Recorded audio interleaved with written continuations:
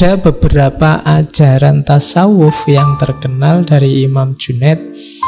Yang pertama tauhid, yang kedua fana. Tauhid ini kita sudah ngerti ya. Tauhid itu apa? Yang jelas kuncinya tauhid memisahkan yang baqo dan yang fana. Itu tauhid, menegaskan bahwa kita ini makhluk yang fana, yang segalanya ditentukan oleh Allah yang esa, yang baqo. Nah, Imam Junaid kalau dalam tauhid lebih suka mengambil definisi negatif. Laisa kamislihi syai'un. Allah itu apa? Beliau mengutip kalimatnya Abu Bakar, Maha suci Allah, zat yang tidak menjadikan jalan untuk mengenalnya, melainkan ketidakmampuan mengenalnya. Maksudnya apa? Cara kita untuk mengenal Allah adalah dengan cara mengakui bahwa kita tidak akan mampu mengenalnya. Itu kalimat filosofis ini. Jadi caramu untuk kenal Allah adalah dengan cara akuilah bahwa kamu sendiri tidak akan mampu dengan kemampuanmu untuk mengenal Allah. Kenapa? Karena Allah itu laisa kamislihi syai'un. Tidak bisa ada imbangannya apapun, termasuk konsepmu, termasuk gambaranmu, termasuk imajinasimu. Jadi makanya kalimat tauhid itu diawali la ilaha. Semuanya harus dinafikan kecuali dia. Berarti termasuk pikiranmu, gagasanmu, bayanganmu tentang Allah, nafikan semua. Pokoknya hanya Allah yang ada, yang itu tidak terjangkau olehmu. Kayak semacam ini kalau dalam studi agama disebut teologi negatif. Jadi menegaskan sesuatu justru dengan cara menegasikan. Oke. Itu kayak kamu ditanya, cirinya temanku itu yang kayak gimana sih? Oh, kalau teman yang itu, pokoknya bayangkan yang tidak ganteng, berarti dia. Itu kan dari mendefinisikan sesuatu dari negasinya. Pokoknya orang yang tidak ramah, bayangannya semacam itulah. Jadi memahami sesuatu dari negasinya. Nah, memahami Allah justru dari negasi total apapun. Semuanya ditidakkan. Nah, itulah baru kita kenal Allah. Jadi Maha Suci zat yang menjadikan jalan bagi makhluknya untuk mengenalnya melalui ketidakmampuan mengenalnya. Oke. Jadi mudahnya itu. Kenapa sih dasarnya harus tauhid? Karena kita sendiri yang berjanji dulu. Itu di surat Al-A'raf itu kan, wa idh akhadha rabbuka mim bani adama min zuhurihim dzurriyyatuhum wa ashhaduhum, dan seterusnya. Jadi ini kan dulu sebelum kita lahir, ini bagi yang belajar neoplatonisme, ada yang menafsirkan risalahnya Junaid ini ketika menggambarkan misak. Namanya misak itu perjanjian. Dulu kita sebelum ada di dunia ini ada satu alam, ada satu dunia, sebut saja dunia roh, yang di situ kita masih belum kayak gini, masih dalam bentuk, kalau di risalah Junaid disebut di situ pertemuan antara yang hak dengan yang hak. Hak besar Allah dengan hak kecil manusia. Manusia dalam bentuk yang paling murni, paling sejati. Sebelum nanti masuk ke jasad, kemudian jadi kayak kalian, terus karena banyak sekali hijab, terus tidak karu-karuan pikiranmu, gaya hidupmu, dosamu akeh macam-macam. Yang hak, yang sejati tadi akhirnya samar-samar. Tapi kalau kita teliti serius masuk ke dalam, kita ketemu hak yang sejati tadi. Dulu sebenarnya kita berjanji sudah, ketika hak dan hak tadi bertemu, Terus Allah tanya, bukankah aku ini Tuhanmu? Bala syahidna. Betul, kami saksinya. Jadi ini dulu kita sudah ditanya, apakah engkau mengakui bahwa aku ini Tuhanmu? Bala syahidna. Nah ini yang oleh Imam Junaid disebut misak. Kita dulu sudah janji, sudah menegaskan ini. Maka cerita hidup kita di dunia sebenarnya apa? Cerita mewujudkan perjanjian ini. Jadi kita hidup ini sebenarnya memenuhi janji untuk bersaksi bahwa hanya Allah satu-satunya Tuhan. Ini namanya misak. Berarti kalau kita hidup keluar dari jalannya Allah, hidup menjauh dari Allah, kita sedang mengkhianati janji kita sendiri. Maka jangan sampai jalan hidup kita itu cerita pengkhianatan. Ceritanya harus cerita persaksian. Sebagaimana dulu kita sudah bersaksi bala syahidna. Oke, jadi ini ajaran tauhid. Teorinya namanya teori misak. Nanti yang tertarik bikin skripsi atau tesis tentang Junaid boleh mengangkat teori misak menurut Junaid al-Baghdadi. Nah, tauhid kalau menurut Imam Junaid ada 4 level. Imam Junaid salah satu yang juga diikuti oleh Imam Ghazali. Ini baunya kan kayak ketika Imam Ghazali membagi ada awam, khawas, khawasul khawas, dan seterusnya. Imam Junaid lebih dulu membagi ini. Tauhid itu ada tauhidnya orang awam, ada tauhidnya orang alim, ada tauhidnya orang khawas dan khawasul khawas. Kalau orang awam itu ya kayak kita, kayak kalian kalau saya tanya tauhid itu apa? Tauhid itu mengesahkan Allah, bersaksi bahwa satu-satunya Tuhan hanya Allah. Berarti awam, biasa itu. Katanya Imam Junaid, ada satu cirinya orang awam biasanya apa? Dia masih takut dan berharap dalam hidupnya terhadap hal lain selain Allah, di luar dirinya. Masih takut orang lain, masih takut atasan, masih takut kekuatan lain, masih takut, pokoknya masih banyak ketakutan-ketakutan, masih banyak harapan-harapan terhadap hal-hal di luar dirinya.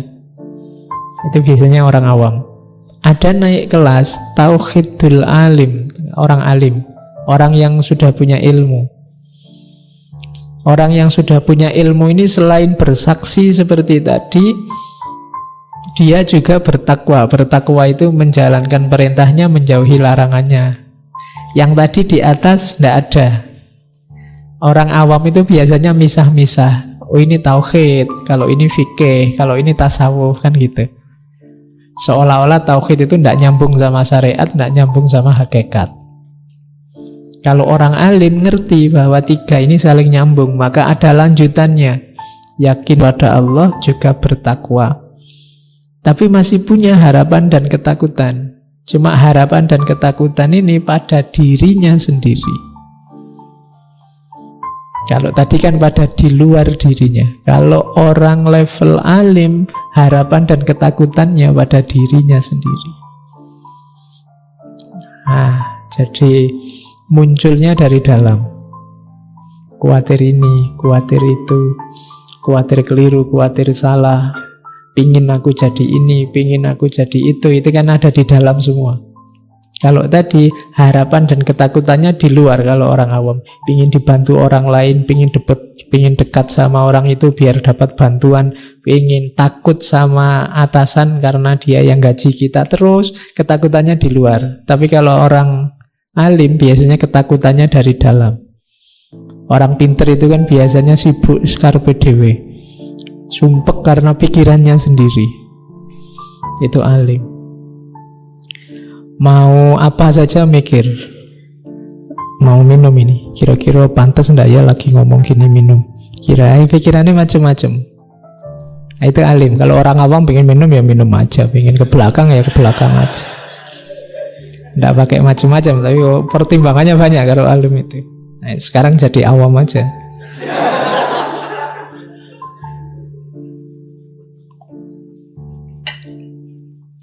Terus ada lagi satu level lebih tinggi.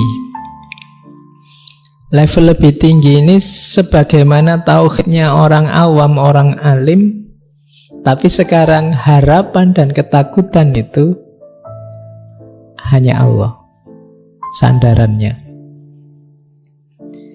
Jadi kalau alim tadi kan harapan dan ketakutannya ada dalam dirinya. Kalau khawas itu sudah khauf dan rojaknya Allah. Itu orang khawas. Ada lagi lebih tinggi dari khawasul khawas, harapan dan ketakutannya sudah tidak ada lagi, satu-satunya yang ada hanya Allahnya. Kenapa? Dirinya sendiri sudah ditepikan. Orang khawasul khawas itu sudah tidak mempertimbangkan dirinya.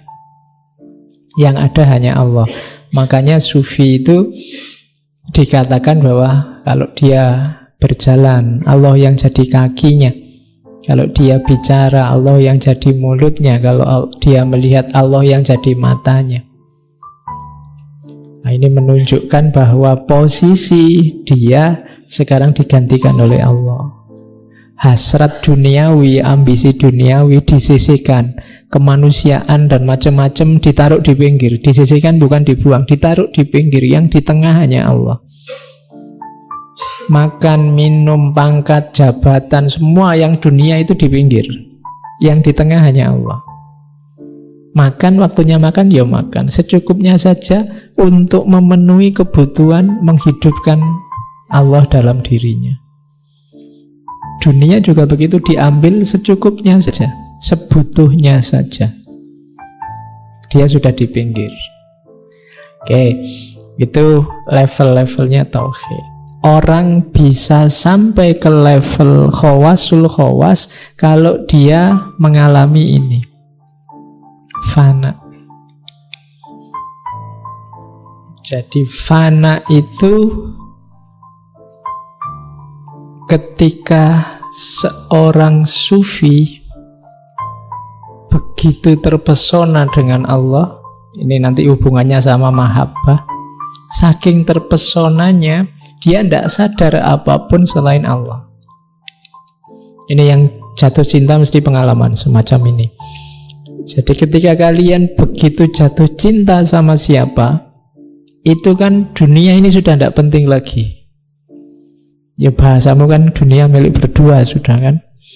Ya, yang lain tidak dihitung sama sekali.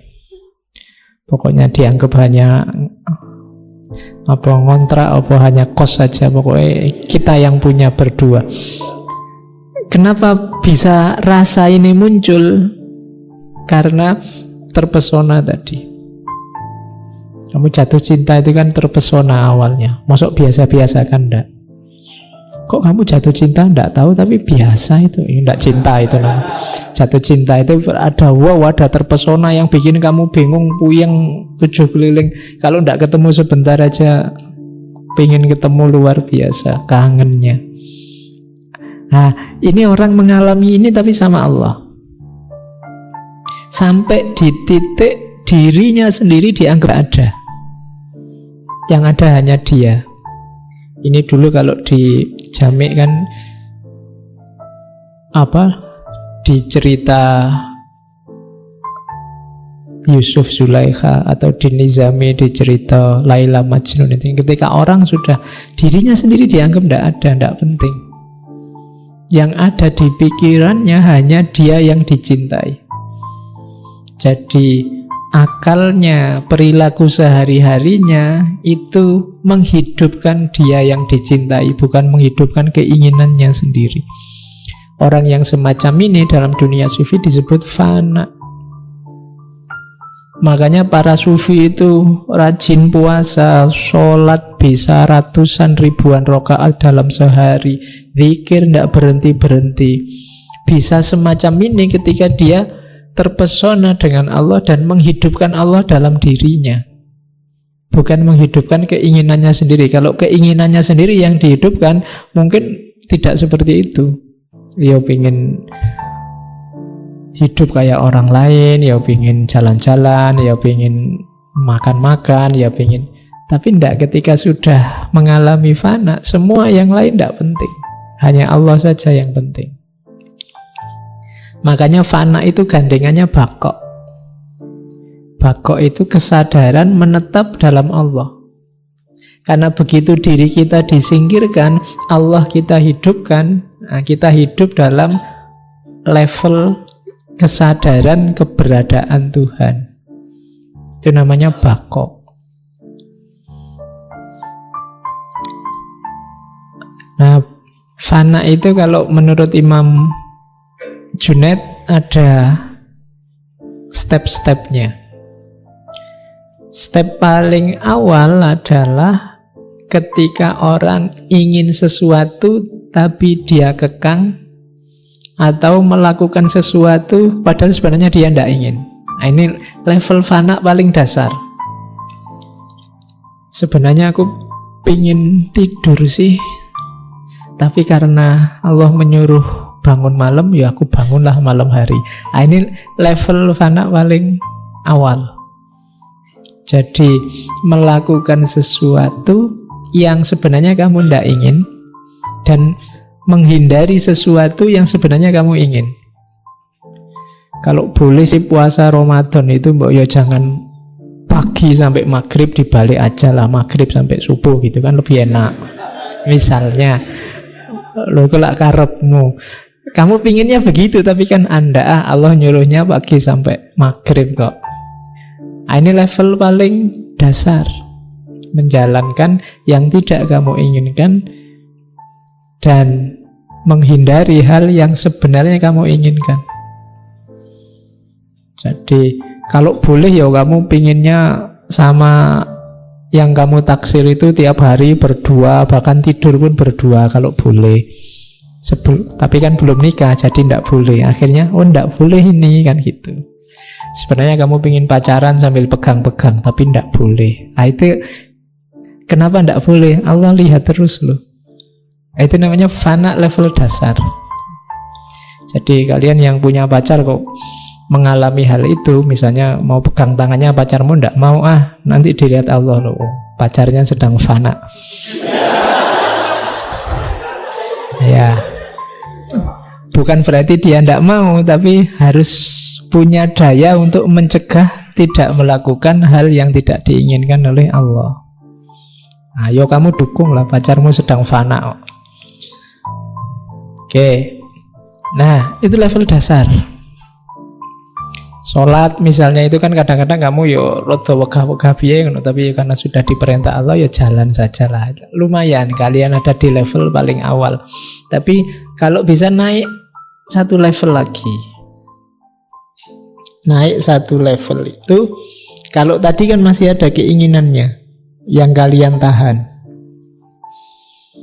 Kalau di level 2 sudah tidak pengen lagi.